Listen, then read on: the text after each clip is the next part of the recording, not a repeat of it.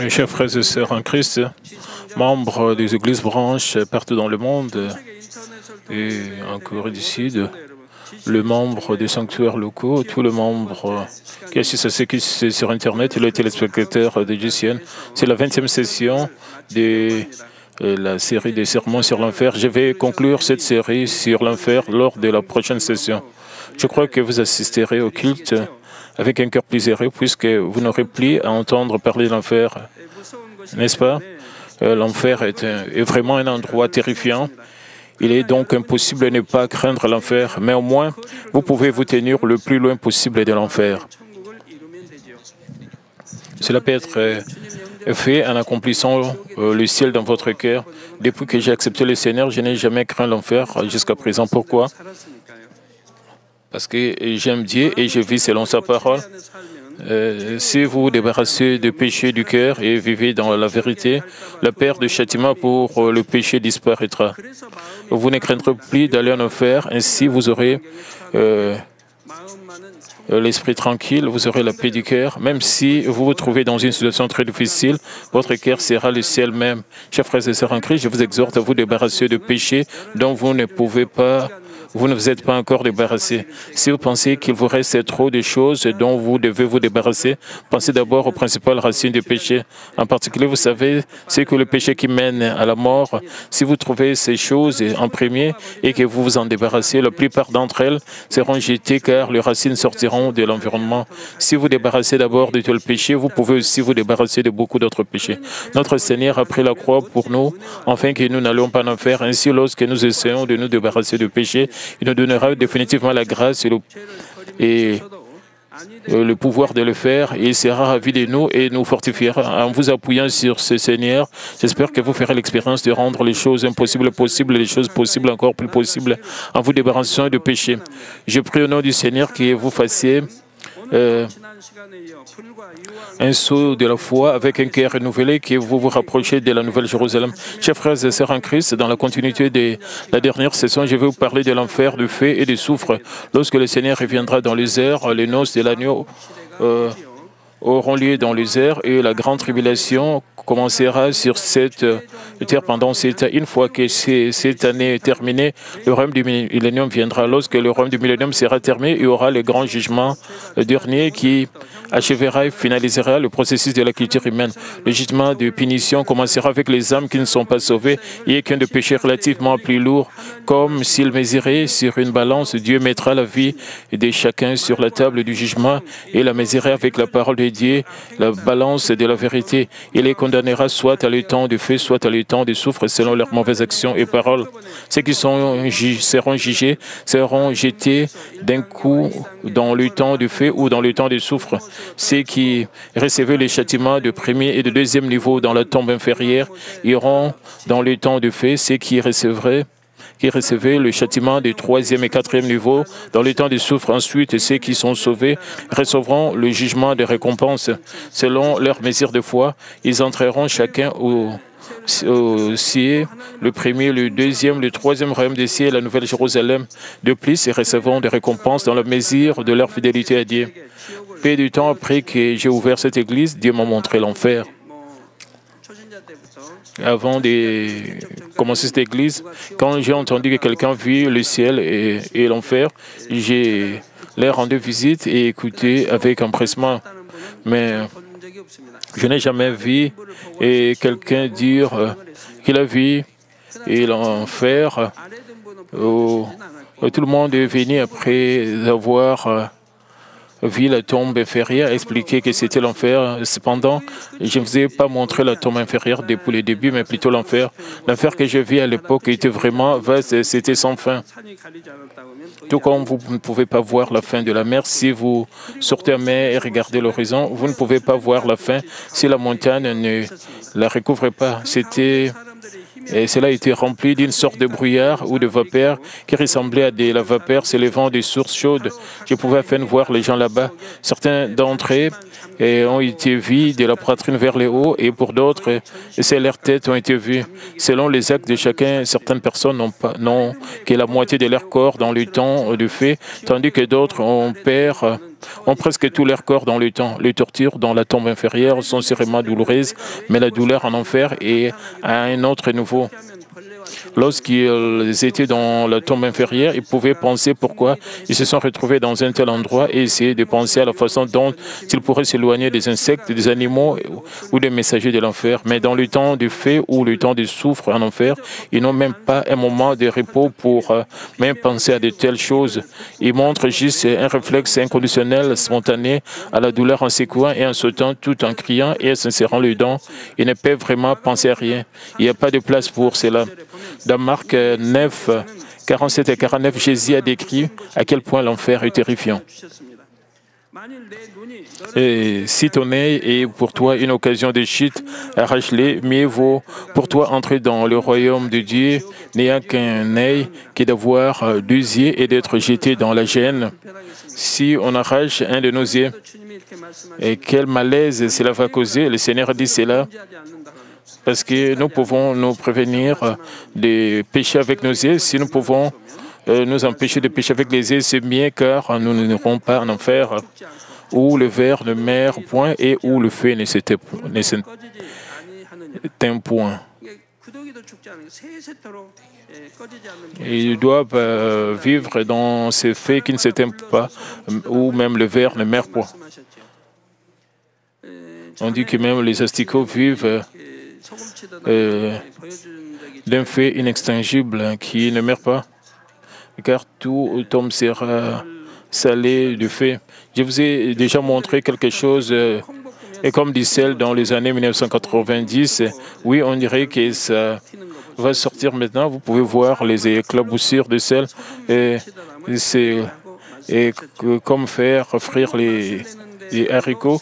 Si vous chauffez la casserole maintenant, le sel est chaud et vous pouvez le voir éclabisser. Il est dit car tout homme sera salé de feu. Le sel est utilisé pour faire ressortir le goût, mais il est également utilisé pour purifier les choses sales. Juste comme nous saupoudrons de sel sur les choses sales, les flammes ardentes engloutiront sans cesse les âmes souillées du péché et brûleront leur corps. Les âmes dans le temps du feu sauteront et se tordront incapables de supporter la douleur. Sur terre, quand les gens s'amusent à faire des jets, ils peuvent sauter partout. Dans les boîtes de nuit, de nombreuses personnes viennent danser en secouant la tête ou le corps. Mais même s'ils s'amusent beaucoup, ils deviendront trop fatigués. Alors ils s'arrêteront et ils vont se reposer. Mais en enfer, ils ne sautent pas et ne se branlent pas pour le plaisir ou par joie, mais à cause de la douleur. Mais même ainsi, ils ne peuvent pas s'arrêter. Ils crient aussi tellement, ils crient beaucoup au point et que leur tête leur fera mal. Les globes oculaires sont horribles et les petites veines des yeux éclatent. Ils piétinent les autres pour s'éloigner des flammes brûlantes. Pourtant, ils ne peuvent jamais s'éloigner de la chaleur. Les flammes dans le temps de feu sans fin ont partout la même température. Même s'ils recherchent un endroit un peu plus frais, ils ne les trouveront jamais. C'est pareil, même s'ils marchent sur les autres, la chaleur est la même, comme Jésus l'a dit, où le ver ne meurt point et où le feu ne s'éteint point. Le feu de l'enfer ne s'éteint jamais. La température reste la même, même avec le passage du temps. Jusqu'au grand jugement, les châtiments dans la tombe inférieure sont sous l'autorité et le contrôle de Lucifer, mais les étangs du soufre et le fait après le grand jugement sont exploités automatiquement sous le contrôle de Dieu. Pourquoi? Puisque Lucifer et tous les autres mauvais esprits sont enfermés dans l'abîme, leurs activités sont maintenant arrêtées. Et tout le temps de fait à la même température par la puissance de Dieu. Il n'y a même pas une différence de degré. De plus, comme cela est dit, où le ver ne meurt point. Ce fait ne fait que faire souffrir les âmes. Il ne les tuera ni les éteindra jamais. Dans la tombe inférieure, lorsque les parties du corps ont été coupées ou mordies par le ver, et ils ont rapidement retrouvé leur état d'origine. De même, en enfer, le corps brûlé est instantanément restauré. Cette combustion et cette récupération sont continues. Laissez-moi vous donner un exemple pour vous aider à mieux comprendre. Avez-vous vu des dessins animés ou d'autres films où décrivent des personnes qui subissent un choc électrique de haute tension? Au moment où ils reçoivent les chocs, nous ne pouvons voir que leur squelette en silhouette sombre et comme l'électricité a disparu, ils reviennent à leur forme d'origine. C'est la même chose avec les images radiographiques. Lorsqu'une radiographie est prise, nous voyons le fond sombre et nos os et certains organes sont représentés en blanc. Nous pouvons voir l'intérieur de notre corps. De même, ceux qui sont dans le temps de fait seront vus dans leur corps physique, même en un instant. Leur esprit peut être vu alors que leur chair est brûlée. Et peu de temps après, on voit à nouveau dans leur corps physique, en un clin d'œil, vous pouvez voir des images d'eux. De cette façon, leur corps est brûlé, puis ils récupèrent encore et encore.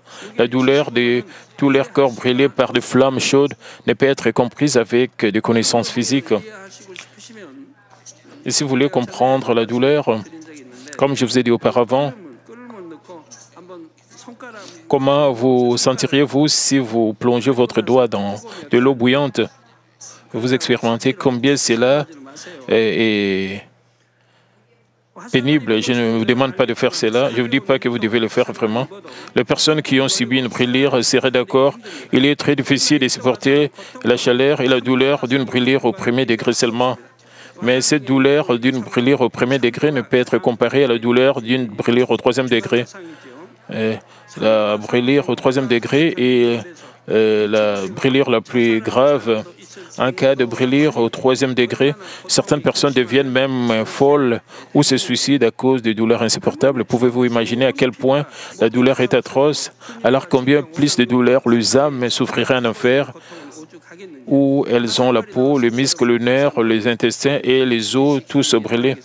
Depuis que les paroles de la vidéo sont sorties, je vous les rappelle. Encore une fois, si vous brûlez accidentellement, veuillez recevoir immédiatement la prière pour les malades à travers, ou bien la prière à travers le mouchoir de la puissance. Priez avec foi avec le mouchoir de la puissance que vous avez. Chers frères et sœurs en Christ, si vous priez avec foi, tout s'anirait. Cependant, si vous n'avez pas du tout la foi et vous ne sentez pas confident, vous n'êtes pas confiant, appelez immédiatement le leader régional, les leaders de la paroisse, les serviteurs du Seigneur autour de vous pour recevoir leur prière. Si cela prend une heure pour qu'ils puissent venir, alors n'attendez pas et recevez d'abord la prière enregistrée par téléphone. Alors la sensation de brûlure disparaîtra et après, venez recevoir des prières. Si vous allez à l'hôpital et que vous voyez des brûlures au troisième degré, les brûlures de AFE sont comme ça. Alors, d'autres blessures peuvent guérir rapidement. Les brûlures ne guérissent pas rapidement. Cela prend beaucoup de temps. La raison est que le brûlure a fait pénètre dans le corps. Parce qu'elle pénètre dans le corps et à travers la peau, elle tue le nerf et le cellules et la peau va mourir. On ne peut pas changer cela à cause de cette chaleur. Cela est difficile à traiter. Il faudra longtemps. Le brûlure au premier et au deuxième degré prennent beaucoup de temps à guérir et le brûlure au troisième degré sont très difficiles à traiter. Vous devez enlever toute cette chair. Vous devez continuer ce processus en la décollant avec une brosse ou quelque chose, en enlevant de la chair aux fesses et en attachant aux côtés qui ont été brûlés pendant 1 ou 2 ans de brûlure au troisième degré, alors quelle douleur, délire, anomalie ils auront. Cependant, même si nous recevons des brûlures au troisième degré, nos membres reçoivent des prières tout de suite. Et donc, lorsque nous recevons des prières, nous combattons d'abord les sensations de brûlure pour la personne qui prie. Si vous dites les sensations de chaleur disparaissent, la sensation de brûlure s'en ira et cela ne fera plus de mal. Il n'y aura pas de douleur ainsi, puisque les dommages cutanés ne sont que superficiels. Ils sont de 2 mm et ne sont que de 2 mm superficiels. Ainsi, si vous recevez la prière, vous serez guéri rapidement. Et de plus, il y a d'autres personnes qui ont subi des brûlures, dont certaines sont maintenant immobilisées physiquement et craignent que certains germes dans l'air ne le dérangent après avoir été brûlés. Mais cela n'est pas le cas. Cela est guéri Et cela guérit plus rapidement si vous le laissez tranquille, si vous le laissez aller, cela ira plus facilement. Cependant, si vous utilisez les méthodes du monde, et cela prend beaucoup de temps. Si vous n'utilisez pas les méthodes du monde et vous confiez votre guérison à Dieu avec foi, la guérison sera d'autant plus rapide. Alors, pourquoi les germes ne peuvent-ils pas pénétrer dans l'air? Et chers frères et sœurs en Christ, quand la personne qui prie, elle prie en disant, s'il vous plaît, protège-moi avec le feu du Saint-Esprit et avec les anges de l'armée céleste, avec les ardents du Seigneur, afin qu'un germe dans l'air ne puisse se faufiler dans leur peau, parce qu'elle est gardée par le feu du Saint-Esprit, entourée de la lumière fondamentale du Dieu. De tels germes ne s'infiltrent pas et ça guérit vite. Chers frères et sœurs en Christ, les gens qui ont prié feraient cela, n'est-ce pas? Et cette période, cette douleur ne peut pas être exprimée simplement avec le mot chaud. C'est une douleur complète avec laquelle vous pouvez ressentir toutes les douleurs d'être déchiré, d'être coupé, transpercé par le messager de l'enfer, d'être mordu par des vers, etc. C'est extrêmement chaud et douloureux à cause de la chaleur insupportable. Ils ne feront que crier venant du mal année de plus. Une fois que tout leur corps est brûlé, ils récupèrent immédiatement. Ensuite, ils le brûlent et récupèrent à nouveau. Ce cycle se répète finalement. Ils deviennent terriblement malades d'une douleur sans fin et ne peuvent pas la surmonter ou la supporter du tout. Pourtant, ils ne peuvent ni s'évanouir ni mourir. Ils doivent passer l'éternité à souffrir d'une telle douleur, incapable de se reposer, ne serait qu'un instant. Mais en attendant ce message, certains d'entre vous peuvent se demander, les gens qui vont en enfer et reçoivent des punitions, ont-ils leur corps physique? Dans le cas de ceux qui sont sauvés, le Seigneur vient dans les airs, leur corps se transforme en corps ressuscité. Des corps ressuscités qui ne périssent pas, mais après le grand jugement, ils ont des corps célestes et rendus parfaits. Mais ceux qui vont en enfer n'auront pas de résurrection parce qu'ils n'ont pas de vie. Au lieu de cela, après le grand jugement, ils auront les corps avec lesquels ils ressentiront la douleur du châtiment en enfer. Ils auront les corps qui durera pour toujours.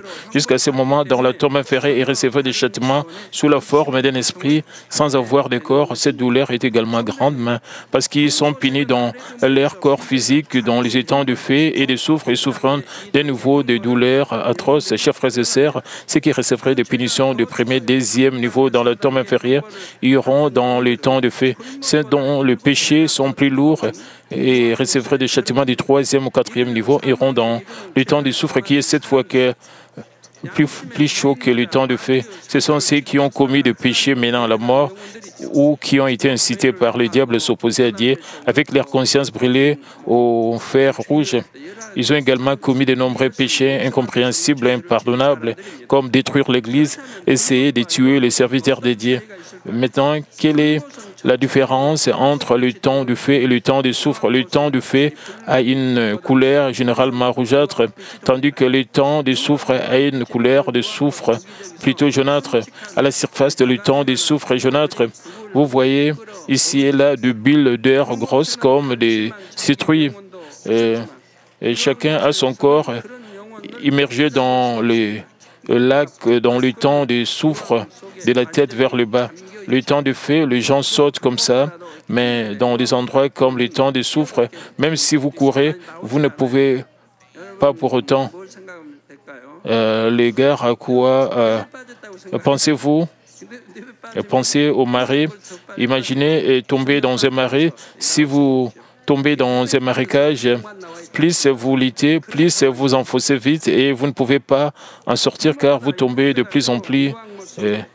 Imaginez que vous vous noyez dans ce marais et que seul votre coup de passe. C'est une telle situation puisque leur corps est immergé dans le temps du soufre qui est cette fois plus chaud que le temps du feu. Alors comment peut-on expliquer sa douleur? Imaginez que vous prenez de l'acide liquide fondu d'un meuble et que vous le fassiez boire à une personne vivante. Lorsque cette chaleur fait fondre l'acier et pénètre dans sa gorge et descend dans son ventre, que pensez-vous qu'il adviendra de ses organes internes? Non seulement son oesophage, mais son cœur, son foie et tous les autres organes fondront et tout son corps sera brûlé. Et la douleur, quelque peu semblable à celle-ci, continue sans fin dans le temps du soufre. Si vous allez à Pohang, Iron et Steelworks, compagnie sud-coréenne, vous pouvez voir du fer fondu rouge et de l'eau qui a fait fondre le fer au fur et à mesure et qu'il s'écoule de plaques de fer et sortent et font cela. Si vous allez dans une usine de verre, vous pouvez le voir. C'est similaire à cela lorsque vous regardez du verre fondu et du fer fondu. Dans le temps du feu, ils sautent et crient, incapables de supporter la douleur, mais dans le temps du soufre, ils ne peuvent même pas émettre un gémissement, complètement submergé par l'immense douleur. Ils ne peuvent même pas penser ou bouger un doigt dans le temps du soufre. Nous ne pouvons pas décrire la sensation d'être dans le temps du soufre avec des mots comme chaud, douleur, effrayant, terrifiant ou frissonnant. Pourquoi ne vous mettez-vous pas à la place de ces hommes, pas seulement pendant des dizaines ou des centaines de milliers ou des milliards d'années, mais vous devez souffrir pour l'éternité. Certains d'entre vous pourraient se poser cette question. Est-ce que Dieu est si terrible et si horrible? Faut-il aller aussi loin? Pensez à ceci. Et Dieu est amour. Il est l'Éternel des armées. Il est Dieu le Créateur. Mais les gens ont insulté, piétiné sur lui, jugé, condamné, et ils se sont rebellés contre Dieu.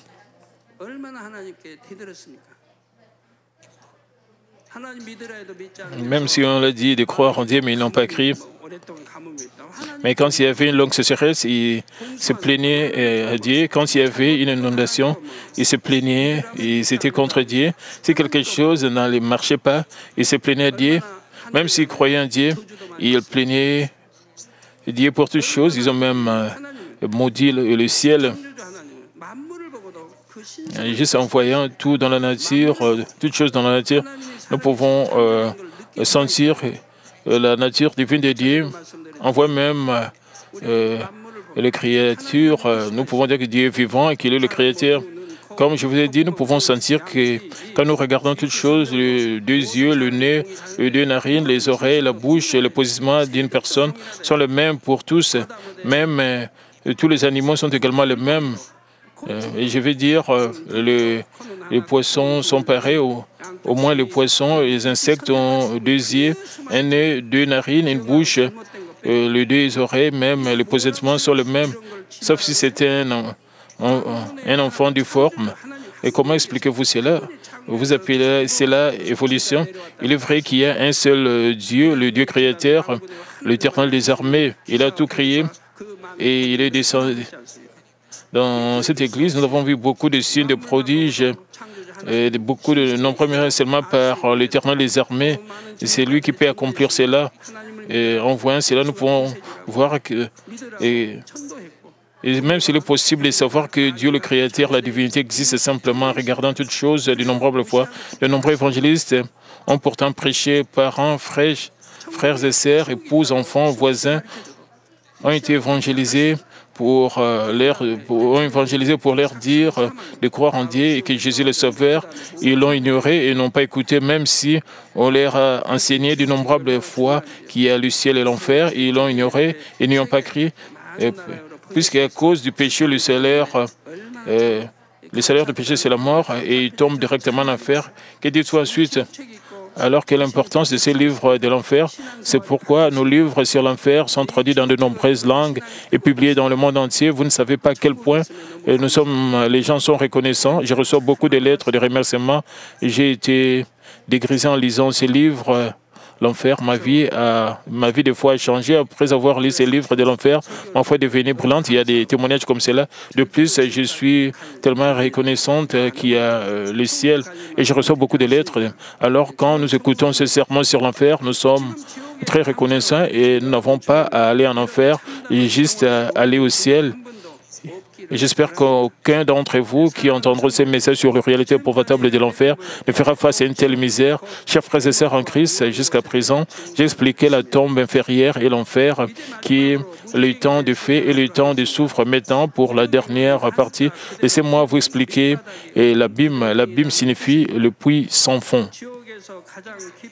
C'est la partie la plus profonde de l'enfer.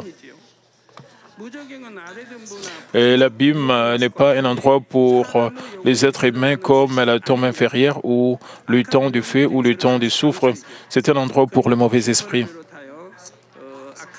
C'est donc là que Lucifer, le mauvais esprit, et ses anges vont. Et qu'en est-il des démons? Les démons sont des gens, puisque ce sont des gens, et ainsi, ils ne vont pas, ils vont tout droit en enfer. Auparavant, quand je disais de manière exhaustive, les mauvais esprits, comme ça, dans l'abîme, certaines personnes m'ont posé à nouveau cette question, et les démons alors, le passage biblique d'aujourd'hui mentionne qu'un ange est descendu à capturer le mauvais esprit, les jetant dans l'abîme et fermant et c'est là l'entrée au-dessus de lui. Avez-vous lu cela plutôt? Les anges d'ici sont également emprisonnés dans l'abîme. Cela aura lieu au moment de la tribulation où la tribulation des 7 ans sera terminée. Pendant la tribulation des 7 ans, le mauvais esprit ont le contrôle total sur cette terre. C'est pourquoi il y aura une situation comme l'enfer, comme les épidémies de la Troisième Guerre mondiale et diverses maladies et catastrophes naturelles. Lorsque la grande tribulation des 7 ans sera terminée, Dieu enfermera les mauvais esprits, y compris Lucifer, dans l'abîme. Et le Seigneur descendra sur cette terre. À partir de ce moment-là, nous avons le royaume du millénium où le Seigneur règne sur cette terre avec les croyants sauvés.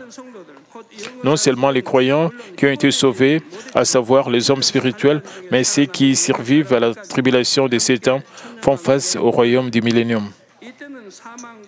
Pendant ces temps, l'ennemi diable et Satan, qui donne aux gens la mort et les afflictions, sont enfermés dans l'abîme.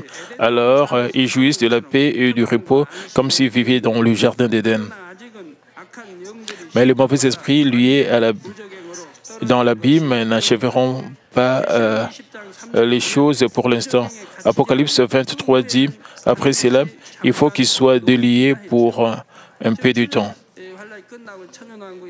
En d'autres termes, lorsque la tribulation des 7 ans se termine, vous entrez dans le royaume des cieux et lorsque les 1000 ans sont terminés, ils seront libérés pour une courte période. Et comme le dit Apocalypse 27, quand les 1000 ans seront accomplis, Satan sera relâché de sa prison. Ils seront à nouveau libérés lorsque les 1000 ans seront écoulés. Ensuite, ils sortent sur cette terre et trompent les hommes charnels. Pendant le royaume du millénium, les hommes spirituels enseignent en détail aux hommes charnels les événements futurs. Maintenant, puisque vous le savez déjà, vous vivez maintenant dans le royaume millénaire et comme des rois et enseignez diligemment les gens charnels et ils leur enseigneront au sujet du ciel et de l'enfer, en commençant par Adam,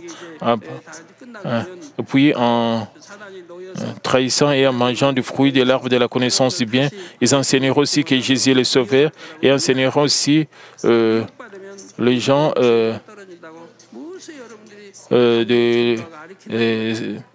spirituels, les gens charnels, et leur enseignent toujours qu'ils essaieront de vous tromper pour que vous ne croyez pas en Jésus. Cela signifie qu'innombrables personnes prêchent anciennes. Si vous êtes trompé, vous irez en enfer. Ensuite, dites Amen. Ils disent Amen et ils disent qu'ils savent tout et ils le feront. Mais quand j'ai regardé, ce n'était pas le cas. Ils enseignent comme cela, mais d'innombrables personnes ont encore trahi Dieu. C'est toujours le cas. Combien est-ce que je vous apprends tout le temps? Près de 2 tiers de la prédication pointeront probablement sur le péché. Si je prêche pendant 100 heures et je pointe du doigt vos péchés pendant environ 60 heures, il y a beaucoup de messages qui ne désignent pas la Genèse ou le péché, mais la plupart d'entre eux le font. Je vous ai dit de vous en débarrasser comme cela, et j'ai expliqué le ciel et l'enfer. Je vous ai dit de ne pas être trompé. Je vous ai dit de ne pas être trompé, mais si je l'ai renseigné cette façon, y a-t-il pas des gens qui n'écoutent pas? Tout ce qui est peiné et sous le soleil est vanité. Abandonnons tout cela. Et selon les choses arrivent selon la parole de Dieu. Même si vous n'êtes pas frappé par une maladie, même si vous commettez une erreur dans votre voiture, et la voiture est abîmée, mais vous êtes protégé et tous ceux qui sont dans votre voiture sont protégés. Nous avons expérimenté de telles choses et toutes ces choses ont été reportées dans plusieurs journaux et même dans plusieurs magazines. Vous avez été enseigné à plusieurs reprises, mais il y a des gens qui ignorent tout ça, mais aiment toujours le monde et sont trompés ou ils trompent les autres. Être trompé, c'est mauvais, mais ceux qui trompent les autres sont encore plus mauvais parce qu'ils sont en train d'entraîner les autres vers l'enfer et leur enseignent beaucoup de fois et qui ne doivent pas laisser Satan les tromper. Mais quand ce qu'ils ont entendu se produit, la plupart des hommes charnels sont trompés en attaquant la ville où vivent les hommes spirituels. Ils sont facilement trompés parce qu'ils ne sont pas nés de nouveau par le Saint-Esprit ou qu'ils ne se sont pas débarrassés du mal dans leur cœur par la culture humaine. Certains peuvent dire pourquoi dites-vous qu'ils n'étaient pas cultivés après avoir vécu 1000 ans sur la terre. Pendant 1000 ans, il n'y a pas de mort, il n'y a pas de haine, pas de malheur, pas de maladie. Et parce qu'ils ont vécu comme cela, ils n'ont pas été soumis à la culture de relativité. En d'autres termes, puisque l'ennemi diable et Satan sont enfermés dans l'abîme, ils ne peuvent pas être cultivés ainsi. Parce qu'ils ont grandi sans connaître la relativité, ils sont vite trompés. En voyant cela se produire, les croyants sauvés réalisent profondément comment Adam et Ève ont fini par manger du fruit de l'arbre de la connaissance du bien et du mal dans le jardin d'Éden il y a longtemps. Et pourquoi Dieu a dû cultiver les humains et vivre? Pourquoi Adam et Ève ont mangé de l'arbre? Dieu leur a dit qu'ils vont mourir s'ils mangent. Ils ont des questions à ce sujet. Les gens qui ont cette compte, ils voient comment est-ce que ces hommes charnels seront trompés à la fin du royaume du millénium. Ils vont réaliser pourquoi cela est arrivé avec Adam et Ève. Mais c'est d'entre vous qui ont reçu le sel en recevant l'équité. Vous serez trompés? Non, vous ne serez pas trompés. Ils comprennent la providence de la culture humaine, réalisant que c'est les vrais enfants qui ont expérimenté l'amour de Dieu et se sont débarrassés du mal par la culture humaines ne trahiront pas Dieu, mais partageront le véritable amour avec lui pour toujours. Les hommes charnels essaient d'attaquer les croyants à l'instigation du mauvais esprit, mais à ce stade, Dieu détruit ces hommes charnels trompés par le fait. Dieu les détruit par le fait. Apocalypse 29 décrit cette situation. Ils montèrent sur la surface de la terre et ils investirent le camp des saints et la ville bien-aimée, puis un feu descendu du ciel et les dévora. Après cet incident, le jugement du grand trône blanc a lieu et les mauvais esprits qui ont été temporairement libérés sont à nouveau enfermés dans l'abîme. Dès lors, ils ne seront jamais libérés. Vous pouvez penser que nous avons beaucoup d'années jusqu'à ce que nous allons entrer au ciel. Vous devez savoir, pendant le royaume du millénium, le temps court rapidement. Le temps passe rapidement pour moi. Je n'ai pas beaucoup visité des endroits dans ce monde. Je peux visiter plusieurs endroits, mais je n'ai pas beaucoup fait cela. Même si je suis libre d'aller au Mont Kongnam, mais je n'y vais pas. Je ne suis jamais allé. Et pourquoi? Et pendant le royaume du millénium, Dieu le Père va rendre les choses meilleures que maintenant. Et je vais voyager partout comme je le voudrais. Alors, parce que j'irai partout pendant le royaume du millénium. Je peux aller n'importe où avec mes bien-aimés membres. C'est pour cela, avec maîtrise de soi, je ne visite pas beaucoup d'endroits. Je reste calme parce que je sais que le royaume du millénium viendra. Alors je peux faire du tourisme comme je le voudrais pendant le royaume. Et après les grands jugements, nous irons au ciel.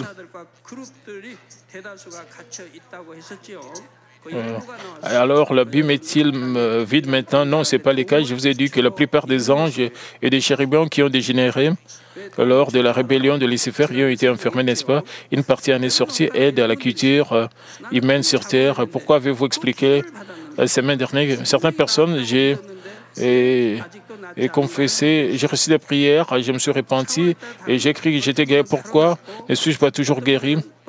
Il y a des gens qui le font, ça dépend des situations. Certaines personnes se guérissent tout de suite, certaines personnes se répandent clairement et confessent, mais il y a des gens qui ne sont pas guéris. Et de toute évidence, il est nécessaire de recevoir la rétribution pour le péché. Si vous commettez le péché, il y a des moments où vous devez passer le moment de rétribution. Pendant ces moments, Dieu vous laisse pour recevoir la punition. Et quand ce temps est terminé, Dieu va agir en votre faveur. Même pour certaines personnes, même après s'être repentis complètement, ils passent par des épreuves financières. Ils doivent payer pour leurs péchés. Bien sûr, ils ont été pardonnés et sauvés, mais encore, ils doivent payer le prix pour leurs péchés qu'ils ont commis. S'il n'y a pas de justice comme cela, alors tout le monde va commettre le péché. Ils vont commettre le péché aujourd'hui, demain, et ils vont encore se repentir.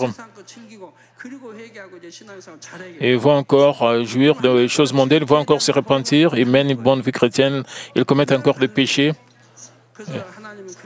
Alors, les gens doivent passer par des épreuves ou des punitions. Même David, qui aimait tant Dieu, n'a-t-il pas été sévèrement puni pour cela? Évidemment, il s'est repenti. Et le prophète est venu à pointer du doigt ses péchés. Il s'est repenti de ses arrêts, mais cependant, il est passé par des épreuves pour ses péchés. Et il a souffert de beaucoup plus d'épreuves. Pourquoi? Parce qu'il a beaucoup aimé Dieu. Il avait une grande foi. Il connaissait très bien après avoir commis le péché. Et la punition était grande.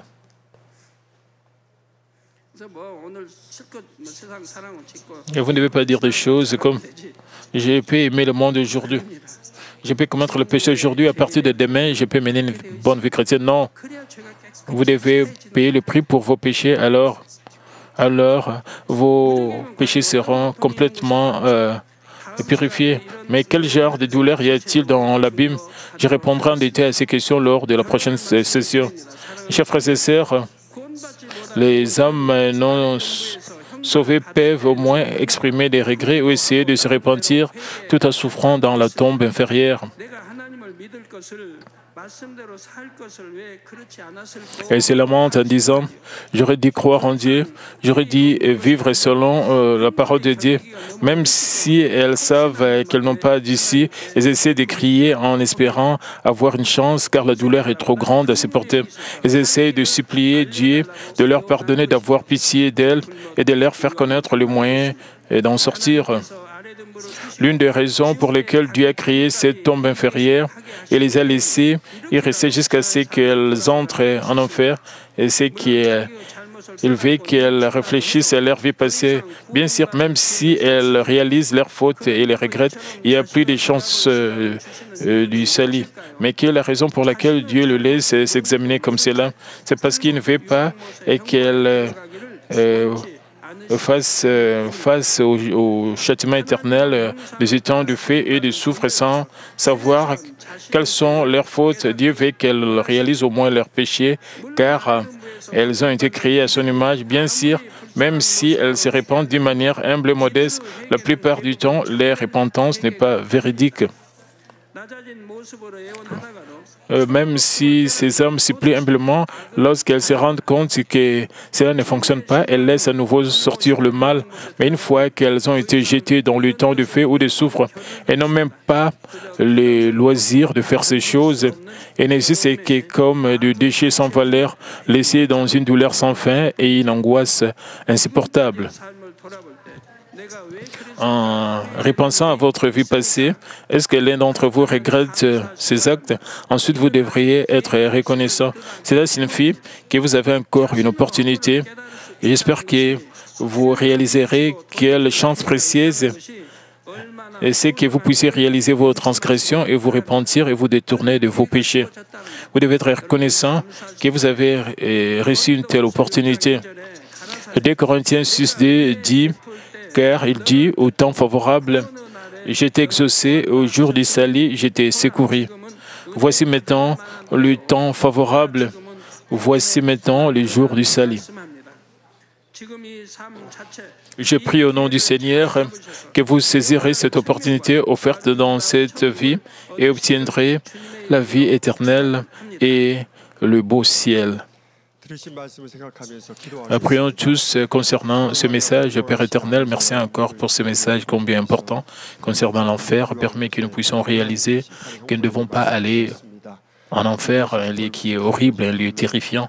Permet que nous puissions toujours nous préparer et nous parer comme de belles épouses, que nous puissions nous débarrasser de tout ce qui est mur de péché, tout ce qui est attribut pécheur, que nous puissions purifier nos cœurs, que nous puissions circoncire nos cœurs. Père, aide-nous à marcher dans la vérité, dans la lumière.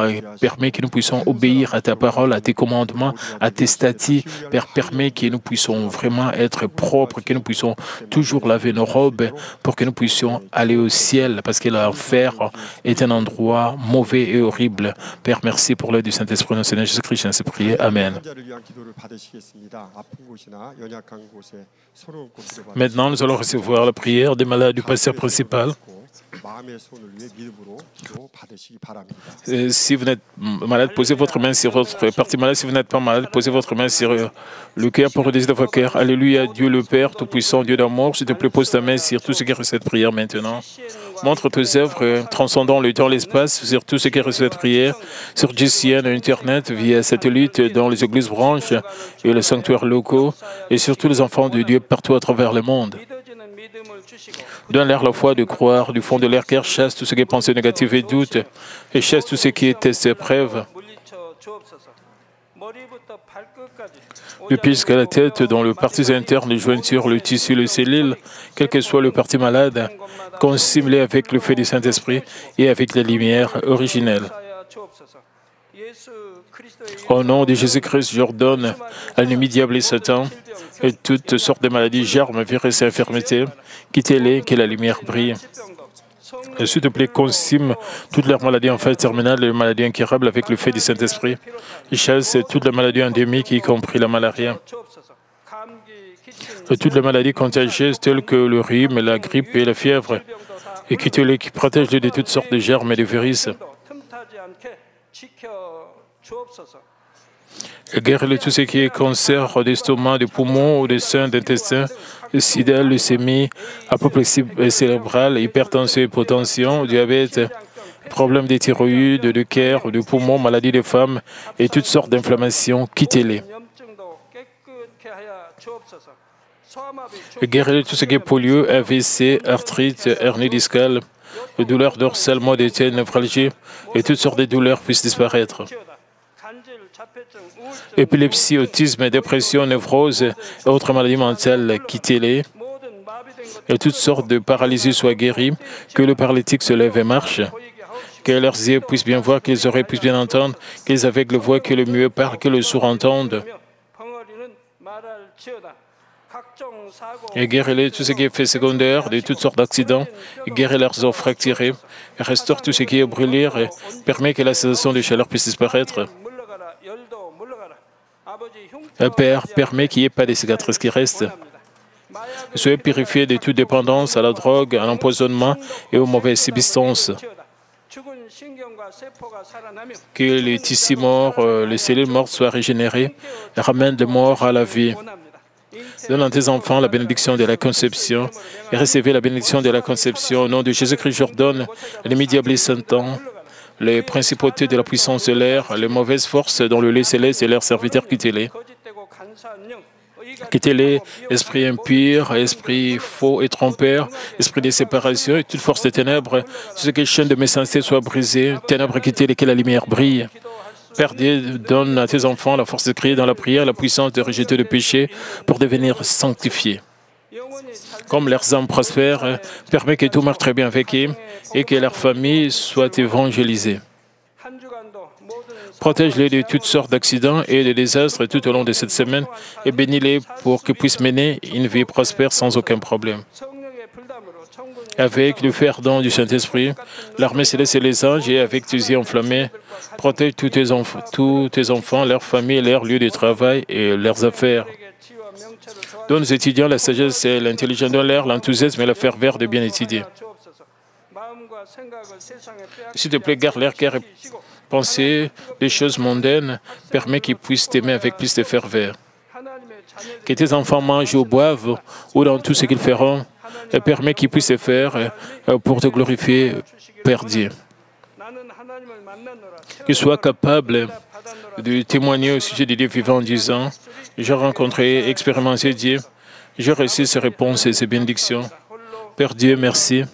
Sois glorifié toi seul. Au nom de notre Seigneur Jésus-Christ, j'ai ainsi prié. Amen.